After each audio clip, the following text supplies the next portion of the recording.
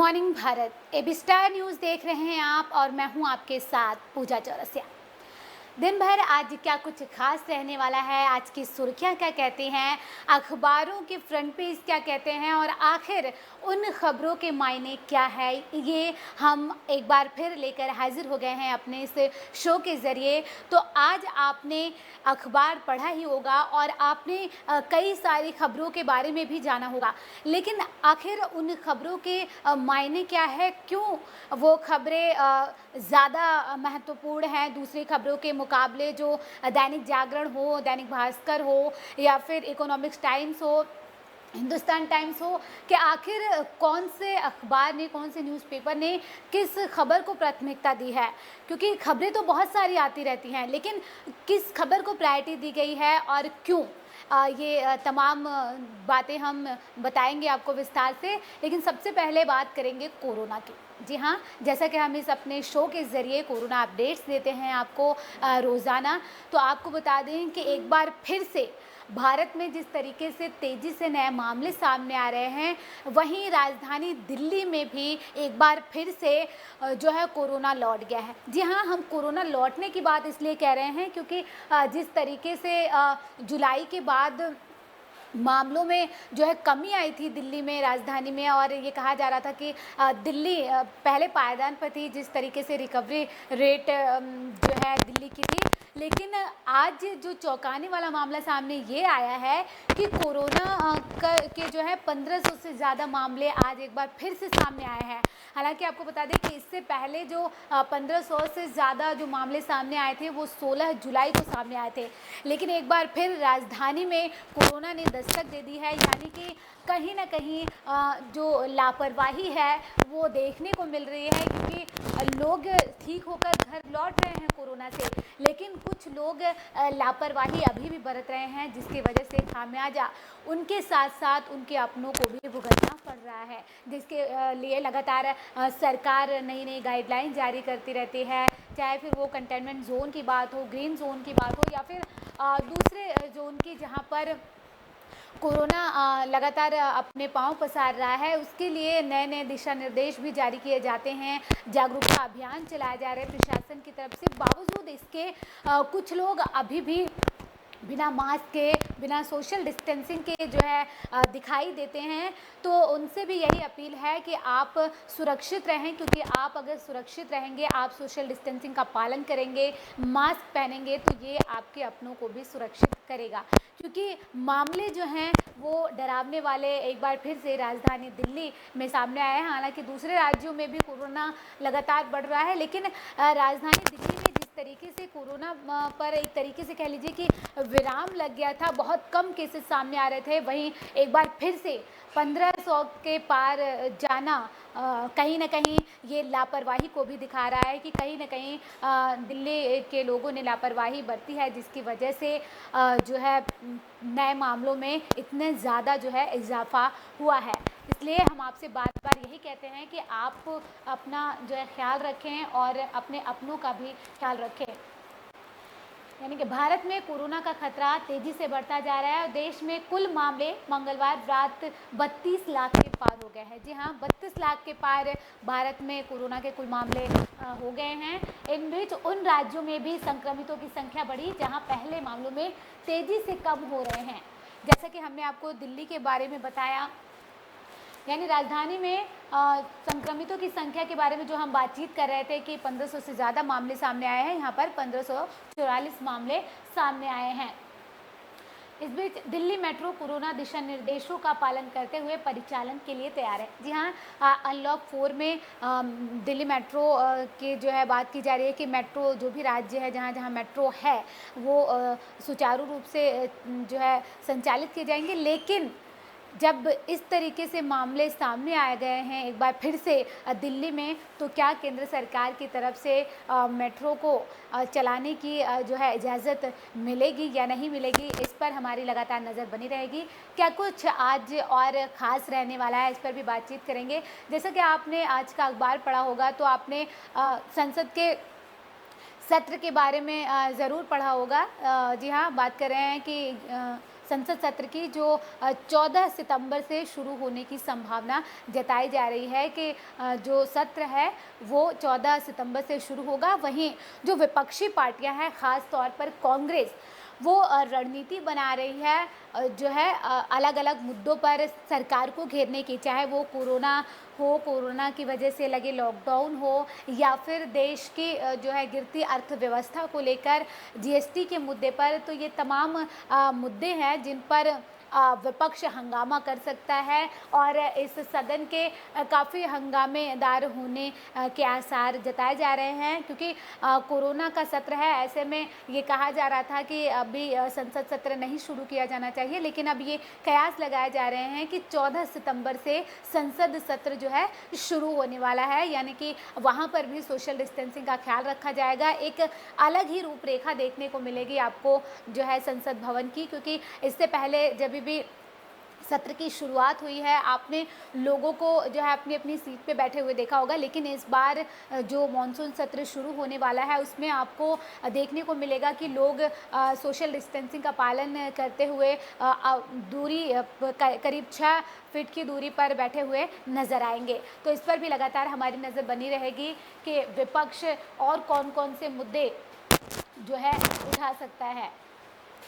दैनिक भास्कर क्या कहता है इसके बारे में हम बातचीत अगर कर रहे हैं कि किस तरीके से जो है 14 सितंबर से शुरू होने वाला जो सत्र है वो कितना हंगामेदार हो सकता है, विपक्ष किन किन मुद्दों पर जो है सरकार को घेर सकती है। वहीं अमर उजाला की जो है इस खबर के बारे में अगर हम बात करें तो अमर उजाला ने कैसे उठाया इस खबर को, इस पर भी बातचीत करेंगे। इसके साथ साथ कांग्रेस की तरफ से, चाहे वो न सिर्फ कांग्रेस बल्कि जो भी विपक्षी पार्टियां हैं, जेई और जो है नीट की जो परीक्षाएं आयोजित होनी है उसको लेकर कहीं ना कहीं सरकार पर निशाना साध रहे हैं, इसको स्थगित करने की बात की जा रही है। लेकिन अब एक बार फिर से एनटीए की तरफ से नई गाइडलाइन जारी की गई है, जो छात्र हैं उनकी सुविधाओं को देखते हुए, उनके स्वास्थ्य को देखते हुए कि कहीं वो कोरोना की जो है चपेट में ना आ जाए, इसका भी खासा ख्याल रखा गया है इस गाइडलाइन में। यानी कि अगर हम गाइडलाइन की बात करें कि क्या क्या जो बदलाव किए गए हैं, पहले जो परीक्षा केंद्र थे वो कम थे, उनकी संख्या में इजाफा किया गया है और एक पाली में करीब 1 लाख से ज़्यादा बच्चे ही जो है बैठ पाएंगे, ये भी जो है किया जा रहा है। गाइडलाइन के तहत ये पालन करवाया जाएगा।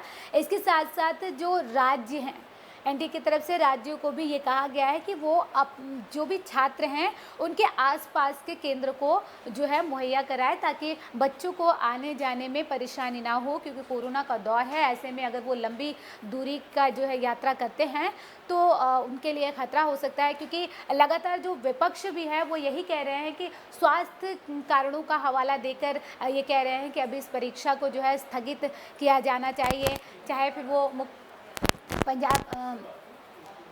पश्चिम बंगाल के मुख्यमंत्री ममता बनर्जी हो, एआईएम प्रमुख असदुद्दीन ओवैसी हो, कांग्रेस के पूर्व अध्यक्ष राहुल गांधी हो, बिहार विधानसभा नेता प्रतिपक्ष तेजस्वी यादव हो, या फिर दूसरे जो नेता हैं वो लगातार जो है ये कह रहे हैं कि इसे स्थगित किया जाना चाहिए। इसके साथ साथ कोरोना में जो एक नाम और जो मजदूर थे, जो मसीहा बनकर एक तरीके से सामने आया था नाम सोनू सूद का, सोनू सूद ने भी मांग की है कि जो नीट की परीक्षाएं हैं, जो जेई मेंस की परीक्षाएं हैं, उसे स्थगित की जानी चाहिए। तो उनका भी यही कहना है कि कोरोना का दौर है, ऐसे में ये परीक्षाएं स्थगित की जानी चाहिए। तो नेशनल टेस्टिंग एजेंसी ने 1 सितंबर से 6 सितंबर तक जेई और 13 सितंबर को नीट 2020 परीक्षा तय समय पर कोरोना कराने की घोषणा की है। इसके साथ ही कई राज्य ने इसका विरोध करना शुरू कर दिया है। अब कांग्रेस भी खुलकर इसके विरोध में आई है। जैसा कि हमने आपको बताया कि इससे पहले राहुल गांधी ने कहा था कि प्रधानमंत्री को, सरकार को छात्रों के मन की बात सुननी चाहिए। कांग्रेस के अंतरिम अध्यक्ष सोनिया गांधी आज कांग्रेस शासित राज्यों के सीएम के साथ ही पश्चिम बंगाल, महाराष्ट्र, झारखंड के मुख्यमंत्रियों के साथ बैठक करेंगी। इस बैठक में एनईटी और जेई परीक्षा के साथ जीएसटी मुआवजे को लेकर भी चर्चा होगी। जी हाँ, जीएसटी मुआवजे की जो है वो चर्चा होगी, क्योंकि 27 अगस्त को जो है चर्चा होनी है। तो ऐसे में कांग्रेस के अंतरिम अध्यक्ष ने जो है बैठक बुलाई है वीडियो कॉन्फ्रेंसिंग के ज़रिए। हालांकि ये बैठक होगी जिसमें गैर बीजेपी शासित राज्यों के मुख्यमंत्री शामिल होंगे। इसके साथ साथ जो है जीएसटी के साथ साथ जो जेई मेंस और नीट की परीक्षाएं हैं, इस पर भी जो है बातचीत की जाएगी, चर्चा होगी और सरकार को पर ये दबाव बनाया जाएगा कि किसी तरीके से ये परीक्षाएं स्थगित की जाए। हालांकि एनटीए की तरफ से ये कहा गया है कि तय समय पर ही परीक्षा होगी। सुप्रीम कोर्ट ने भी ये कह दिया है कि तय समय पर ही परीक्षाएं आयोजित की जाएंगी। कुछ और खबरों के बारे में बातचीत करेंगे कि और आज क्या कुछ खास रहने वाला है। अगर हम बात करें आज के दिन की, जो आज का दिन बेहद ख़ास महिलाओं के लिए है और वजह उसकी ये है कि आज महिला समानता दिवस है। जी हाँ, आज ही के दिन जो है ये अध्यादेश एक तरीके से कह लीजिए कि पास किया गया था। आज महिलाओं को समानता जो दिलाने की जो मुहिम थी वो कहीं ना कहीं पूरी हुई थी। और कहीं ना कहीं जब से महिला समानता की अगर बात की जाए तो महिलाओं ने अपना दमखम भी दिखाया, चाहे वो कोई भी क्षेत्र हो, बिजनेस हो, शिक्षा हो, खेल हो, किसी में भी आप देख सकते हैं कि लड़कियां जो है पीछे नहीं हैं। तो महिलाएं भी जब महिलाओं की समानता की बात की गई तो जो है उन्होंने भी अपना दमखम दिखाया कि हाँ वो जो है पुरुषों के समान है, कोई भी भेदभाव उनमें जो है नहीं किया जाना चाहिए। तो इस पर हम बातचीत करेंगे कि पुरुषों की जो है तुलना में करे जो सीईओ हैं महिला को, उनको 45% कम अभी भी जो है सैलरी मिलती है। अगर एक तरीके से हम सैलरी की बात करें कि मानो जिस तरीके से आज हम महिला समानता दिवस मना रहे हैं, ऐसे में कहीं ना कहीं अभी कुछ चीज़ें ऐसी हैं जिसमें भेदभाव देखने को मिलते हैं। हालांकि ये बहुत ही कम है, लेकिन ये कहीं ना कहीं जिस तरीके से चाहे वो 1% भी उसमें कमी हो, जो समानता की बात की जा रही है तो उसमें वो अंतर दिखाता है।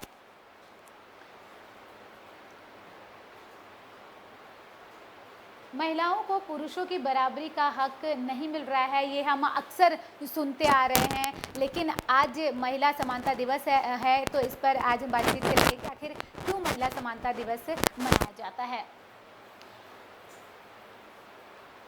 वुमेन इक्वलिटी डे हर साल 26 अगस्त को मनाया जाता है। 1920 में इसी दिन अमेरिकी संविधान में 19वां अमेंडमेंट हुआ था। इसके ज़रिए महिलाओं को पुरुषों के बराबर वोटिंग का अधिकार मिला था। जी हाँ, मतदान का जो अधिकार था वो पुरुषों के बराबर वो आज ही के दिन जो है मिला था, जिसकी वजह से आज के दिन महिला दिवस मनाया जाता है। अब ये धीरे धीरे अंतर्राष्ट्रीय सेलिब्रेशन बन गया है। दुनिया भर की महिलाएं इस दिन को समानता दिवस के तौर पर मनाती हैं। भारत में कई संगठन, डिबेट्स, प्रतियोगिताएं, गेट टुगेदर आयोजित किए जाते हैं, लेकिन इस बार कोरोना का दौर है तो ऐसा कुछ आपको देखने को नहीं मिलेगा। तो अमेरिका में महिला अधिकारों की लड़ाई 1853 से शुरू हुई। विवाहित महिलाओं ने संपत्ति पर अधिकार मांगना शुरू कर दिया था। तब अमेरिका समेत कई पश्चिमी देशों ने महिलाओं की स्थिति आज जैसी नहीं थी, उन्हें गुलाम समझा जाता था। जैसे कि आप भी जानते हैं कि कितनी जो है महिलाओं को लेकर, पुरुषों को लेकर कितना भेदभाव किया जाता रहा है। पहले भी कहीं ना कहीं आज भी देखने को ये चीज़ें मिल जाती हैं, लेकिन समानता का अधिकार आज ही के दिन मिल गया था महिलाओं को। भले उन्हें कहीं ना कहीं 1-2% उन्हें नहीं जो है बराबरी का हक दिया जाता हो, लेकिन समानता दिवस जो है आज ही मनाया जाता है, क्योंकि तब महिलाओं को एक तरीके से कह लीजिए कि गुलाम बना के रखा जाता था। उन्हें अपनी घर की चार दीवारी से बाहर निकलने की इजाज़त नहीं होती थी, अपनी मर्ज़ी से कपड़े पहनने की इजाज़त नहीं होते थे, बाहर जाने की इजाज़त नहीं होती थी, उन्हें पुरुषों से इसके लिए इजाज़त मांगनी होती थी। हालांकि आज के दौर में ऐसा नहीं है, ये आप भी जो है जानते हैं। तो कुछ और खबरों के बारे में बातचीत करेंगे कि आज क्या कुछ पूरे दिन खास रहने वाला है। अगर हम बात करें राज्यों की खबरों की, तो पूर्व केंद्रीय मंत्री और राज्यसभा सांसद ज्योतिरादित्य सिंधिया मंगलवार को पहली बार नागपुर स्थित संघ मुख्यालय पहुंचे। बीजेपी में शामिल होने के बाद उनकी ये पहली यात्रा थी और इससे ये संदेश भी प्रसारित हो गया है कि श्रीमंत राष्ट्रीय स्वयंसेवक संघ और बीजेपी में पूरी तरह रच बस गया है। निकट भविष्य में मध्य प्रदेश विधानसभा की 27 सीटों पर होने वाले उपचुनाव की वजह से भी सिंधिया के इस दौरे को बेहद अहम माना जा रहा है। भाजपा की सदस्यता ग्रहण करने के करीब 4 महीने बाद सिंधिया की इस यात्रा के निहितार्थ निकाले जा रहे हैं। कांग्रेस के से जनसंघ में शामिल होने के बाद ज्योतिरादित्य की जो है दादी राजमाता विजय राजे सिंधिया का भी संघ से बहुत मजबूत रिश्ता बना रहा।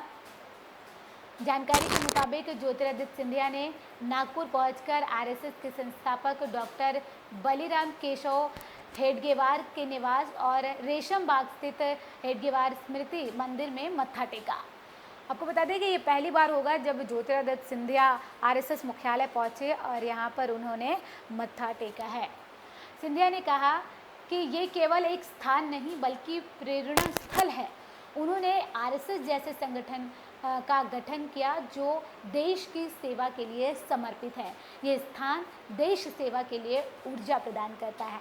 यानी कि ज्योतिरादित्य सिंधिया जो कि कांग्रेस के जो है वरिष्ठ नेता भी रह चुके हैं, तो अब बीजेपी में शामिल होने के बाद जब वो आरएसएस मुख्यालय पहुंचे तो उन्होंने कहा कि ये बहुत ही अच्छा स्थान है, यहाँ पर आपको ऊर्जा मिलती है। तो ये बात कही गई है ज्योतिरादित्य सिंधिया की तरफ से। एक दिन नागपुर दौरा सिंधिया मंगलवार को नागपुर के एक दिवसीय दौरे पर थे। जैसा कि हमने आपको बताया कि उन्होंने आरएसएस मुख्यालय का जो है दौरा किया है। कुछ और खबरों के बारे में बातचीत करेंगे कि आज का जो है नवभारत टाइम्स क्या कहता है, राज्यों की खबरों में के बारे में बात करें या फिर देश की खबरों के बारे में बातचीत करें कि आखिर आज क्या कुछ और ख़ास रहने वाला है। साक्षी महाराज को लेकर एक खबर आ रही है, इसके बारे में बातचीत करें तो साक्षी बीजेपी नेता साक्षी महाराज ने कहा है कि कांग्रेस को डुबोने के लिए सोनिया राहुल काफ़ी है। एक बड़ा बयान दिया है बीजेपी नेता साक्षी महाराज ने और उन्होंने ये कहा है कि कांग्रेस को डुबोने के लिए सोनिया गांधी और राहुल गांधी ही काफ़ी है। आखिर क्यों कहा है उन्होंने जो है ये इतना बड़ा बयान उन्होंने क्यों दिया है, इस पर विस्तार से बातचीत कर लेते हैं। अपने बयानों को लेकर हमेशा सुर्खियों में रहने वाले बीजेपी नेता साक्षी महाराज ने सोमवार को कांग्रेस पार्टी पर निशाना साधा। साक्षी महाराज ने मंगलवार को कहा कि सोनिया गांधी और उनके बेटे राहुल गांधी कांग्रेस पार्टी का वजूद खत्म करने के लिए काफ़ी हैं। आरएसएस के प्रमुख मोहन भागवत ने यहां संघ मुख्यालय में मुलाकात करने के बाद महाराज ने कहा कि कांग्रेस डूब रही है। वहीं मोहन भागवत से अपनी मुलाकात को साक्षी महाराज ने एक शिष्टाचार भेंट बताया। संवाददाताओं के सवालों का जवाब देते हुए उन्होंने कहा कि कांग्रेस अपने कृत्यों की वजह से डूब रही है और हमें कुछ करने की ज़रूरत नहीं है।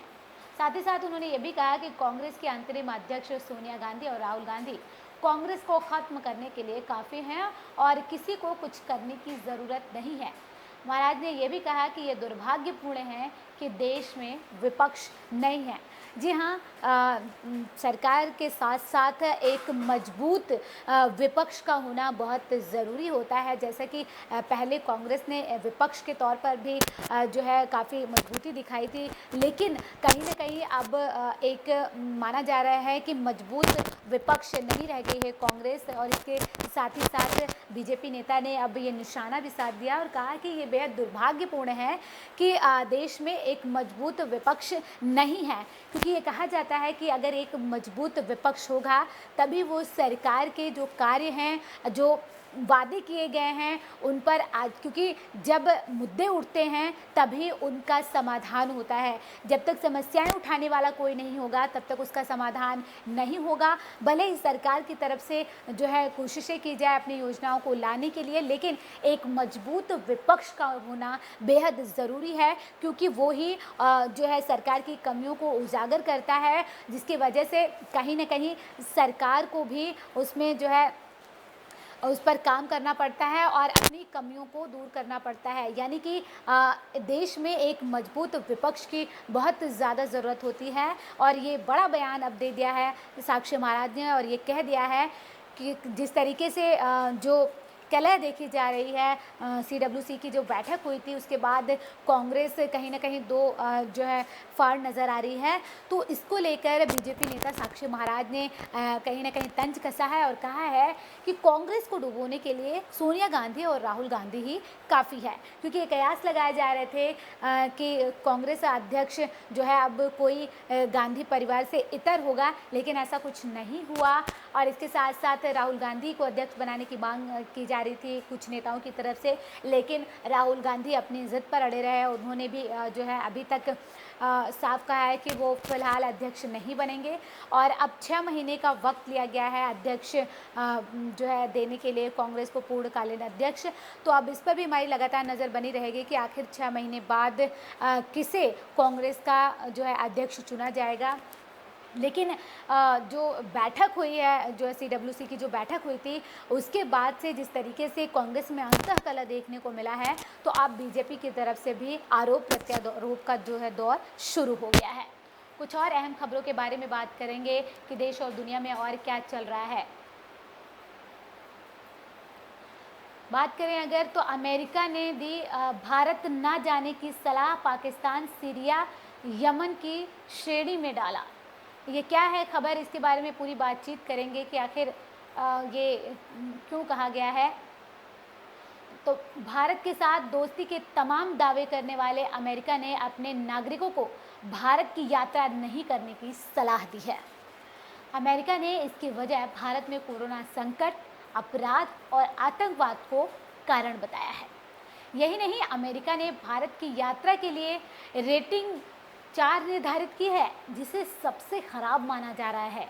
इस श्रेणी में भारत के अलावा युद्धग्रस्त सीरिया, आतंकवाद का केंद्र पाकिस्तान, इराक, ईरान और यमन शामिल है। यानी कि जो अभी तक अमेरिका दोस्ती के राग अलापता रहा है, भारत के साथ एक मजबूत संबंध होने की बात करता रहा है, अब अपने नागरिकों को अमेरिका ने साफ तौर पर ये कह दिया है कि वो भारत की यात्रा ना करें। हालांकि जो हवाला दिया गया है जो है अमेरिकी राष्ट्रपति डोनाल्ड ट्रंप की तरफ से, वो ये दिया गया है कि भारत में कोरोना तेज़ी से फैल रहा है, अपराध बढ़ रहे हैं, आतंकवाद को लेकर भी जो है कहीं ना कहीं बात की जा रही है। यानी कि अगर इस बात को समझने की कोशिश की जाए कि आखिर क्यों जो है अमेरिका ने अपने लोगों को, अपने नागरिकों को भारत नहीं जाने की सलाह दी है, क्योंकि ऐसा नहीं है कि अमेरिका में जो है मामले नहीं हैं। अमेरिका में जो है सबसे ज़्यादा मामले कोरोना के हैं, लेकिन ऐसे में जिसे आप अपना दोस्त अभी तक कहते आ रहे हैं, एक दोस्ती की बड़ी बड़ी मिसालें पेश करते आ रहे हैं, ऐसे में भारत में जो है कोरोना का हवाला देकर नागरिकों को यात्रा नहीं करने देने की बात कहना, अपराध की बात करना, आतंकवाद की बात करना और कहीं ना कहीं जिस तरीके से रेटिंग दी गई है अमेरिका की तरफ से, ये अपने आप में बहुत ही चिंता का विषय है और कई सवाल खड़े कर रहा है कि आखिर वो जो मिसालें जो दी जाती थी, जो पेश की जाती थी उसमें और जो रेटिंग दी गई है अमेरिका की तरफ से भारत को, इसमें कहीं ना कहीं एक जो है बड़ा गैप देखने को मिल रहा है। अमेरिका ने कहा है कि भारत में कोरोना संकट है, इसके अलावा देश में अपराध और आतंकवाद में तेजी आई है, इसीलिए अमेरिकी नागरिक भारत की यात्रा न करें। अमेरिका ने अपने एडवाइजरी के कुछ अन्य वजहों में महिलाओं के खिलाफ अपराध और उग्रवाद को भी कारण दिया है। उधर इंडियन टूरिज्म एंड हॉस्पिटैलिटी संघ यानी कि FAITH ने भारत सरकार से गुहार लगाई है कि वे अमेरिका सरकार से ट्रैवल एडवाइजरी को बदलने के लिए दबाव डालें। अब ये दबाव डालने की बात की जा रही है अमेरिका की तरफ से कि वो जो है अमेरिका जो वहाँ के लोग हैं, जो ट्रैवलिंग की जो एडवाइजरी है उसमें परिवर्तन करने की बात की गई है अमेरिका की तरफ से। और ये कहा गया है कि भारत वहाँ पर दबाव बनाए और अपनी एडवाइजरी में जो टूर के हैं उसमें जो है बदलाव करें। फेथ ने कहा है कि सरकार इसे प्राथमिकता के आधार पर उठाए ताकि देश के बारे में बन रही नकारात्मक छवि को रोका जा सके। फेथ ने कहा है कि इस समय पर्यटन उद्योग कोरोना महामारी की वजह से गंभीर संकट से गुजर रहा है और जल्द ही भारत में ये उद्योग फिर से अपने आप को शुरू करने जा रहा है। 23 अगस्त को जारी इस ट्रैवल एडवाइजरी में भारत के अलावा पाकिस्तान, सीरिया, यमन, ईरान और इराक जैसे हिंसा प्रभावित देशों को भी शामिल किया गया है। जो देश हैं, चाहे हम पाकिस्तान की बात करें कि जो है पाकिस्तान के साथ तुलना करना, जिस श्रेणी में पाकिस्तान है उसमें भारत को डालना अमेरिका की तरफ से अपने आप में कई सवाल खड़े कर रहा है। वहीं कुछ और खबरों के बारे में बातचीत करेंगे कि और देश और दुनिया में क्या खास चल रहा है और इनका लोगों पर कितना असर पड़ने वाला है। तो अश्वेत मुद्दे पर फिर जला अमेरिका, हिंसा रोकने के लिए स्टेट इमरजेंसी का ऐलान किया गया है। ये बेहद अहम खबर है क्योंकि स्टेट इमरजेंसी लगा दी गई है वहाँ पर। और कहाँ पर ये लगाया गया है? तो अमेरिका के विस्कॉन्सिन में लगातार तीसरे दिन हिंसा के विरोध प्रदर्शन जारी है। प्रदर्शनकारियों ने कई कारों को आग के हवाले कर दिया। वहीं सरकारी बिल्डिंग्स में तोड़फोड़ की। उपद्रवियों पर काबू पाने के लिए राज्य के गवर्नर टोनी एबर्स ने स्टेट इमरजेंसी का ऐलान करते हुए नेशनल गार्ड को बुला लिया है। बताया जा रहा है कि रविवार को पुलिस ने 29 साल के अश्वेत जैकब ब्लैक को गोली मार दी थी, जिसके विरोध में हिंसा भड़क गई है। जी हाँ, ये जो पूरी हिंसा है वो एक अश्वेत को गोली मारने को लेकर हुई है, क्योंकि इससे पहले भी ऐसी घटना जो है अमेरिका में सामने आ चुकी है और अब इसे लेकर हिंसा भड़क गई है, जिसकी वजह से स्टेट इमरजेंसी लगाना पड़ा। इससे पहले मई में मिनेसोटा में अश्वेत जॉर्ज फ्लॉयड की हत्या के बाद भी पूरे अमेरिका में विरोध प्रदर्शन हुए थे। उस समय भी पुलिस के ऊपर बर्बरता के आरोप लगाए गए थे। उस समय स्थिति इतनी गंभीर हो गई थी कि वाशिंगटन में व्हाइट हाउस के बाहर विरोध प्रदर्शन के हिंसक होने के बाद राष्ट्रपति डोनाल्ड ट्रंप को सीक्रेट बंकर में जाना पड़ा था। वहीं जेकब ब्लैक के पिता ने दावा किया है, जिनको गोली मारी गई थी, कि उनके बेटे के शरीर में गोली की वजह से 8 छेद हो गए हैं। उन्होंने कहा कि ब्लेक के शरीर का हिस्सा अब काम नहीं कर रहा। डॉक्टरों ने अभी ये साफ नहीं किया है कि स्थिति स्थायी है या ठीक होने की उम्मीद बाकी है। फिलहाल सर्जरी के बाद उनकी हालत स्थिर बनी हुई है।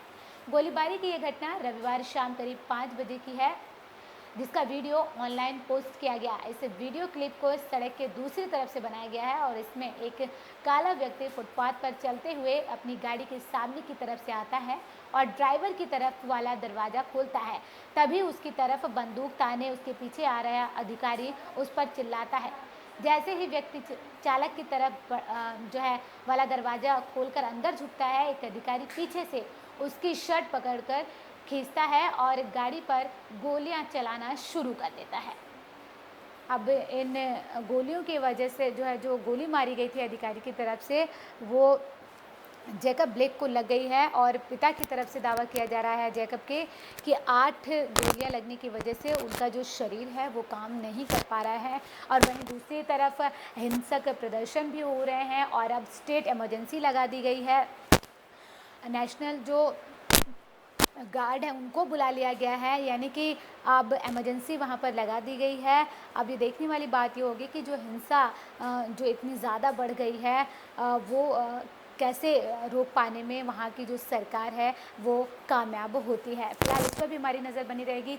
देश और दुनिया में इन खबरों के अलावा क्या कुछ ख़ास होगा या कौन सी खबरें अहम होंगी, वो हम आप तक लगातार पहुँचाते रहेंगे। फिलहाल के लिए इस शो में इतना ही। देखते रहिए बिस्टार न्यूज़। नमस्कार।